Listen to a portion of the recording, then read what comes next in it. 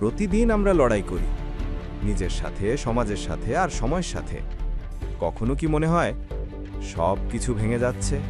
হয়তো তোমার স্বপ্ন দূরে সরে যাচ্ছে, কিন্তু বিশ্বাস করো, তোমার ভেতরেই আছে সেই শক্তি যা তোমাকে নতুনভাবে শুরু করতে সাহায্য করবে।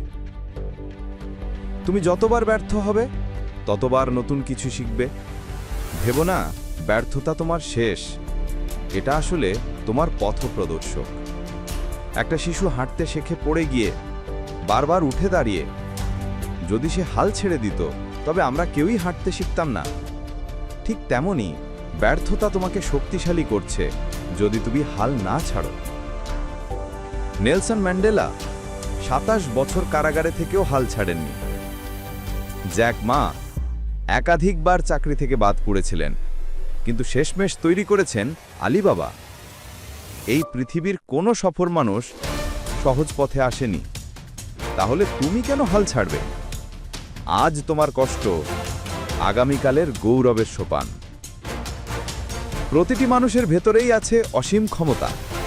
তুমি হয়তো ভাবছো তুমি একা, কিন্তু মনে রেখো, তোমার মনের ভেতরকার বিশ্বাসই তোমাকে বাঁচিয়ে রাখবে। তুমি যদি নিজের উপর ভরসা না করো, তবে কে করবে? আত্মবিশ্বাস হলো সেই আগুন যা অন্ধকারকে আলোকিত করে।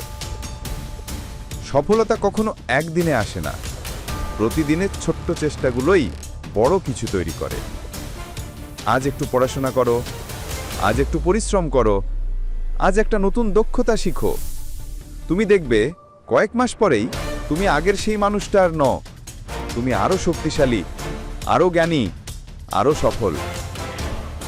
মনে রেখো, লড়াই করতে করতে যদি পড়ে যাও, সমস্যা নেই, আবার উঠে দাঁড়ানোই তোমার আসল শক্তি।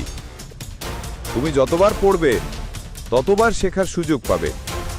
জীবন মানেই যুদ্ধ, আর এই যুদ্ধের যোদ্ধা তুমি। যোদ্ধারা কখনো হাল ছাড়ে না। আজ তুমি হয়তো ভেঙে পড়েছ, হয়তো অন্ধকার দেখছো, কিন্তু অন্ধকারের পরেই সূর্য ওঠে। তুমি যে কষ্টগুলো পার করছো, সেগুলোই তোমাকে অন্যদের থেকে আলাদা করবে। হাল ছেড়ো না, কারণ তুমি জন্মেছো জেতার জন্য। তুমি পারবে যদি তুমি নিজের ওপর বিশ্বাস রাখো। যদি তুমি বিশ্বাস করো যে তুমি পারবে, তাহলে কমেন্টে লেখো, আমি হাল ছাড়ব না। আর ভিডিওটি শেয়ার করো তোমার বন্ধুদের সাথে, যারা হয়তো আজ এই কথাগুলো শোনার প্রয়োজন বোধ করছে।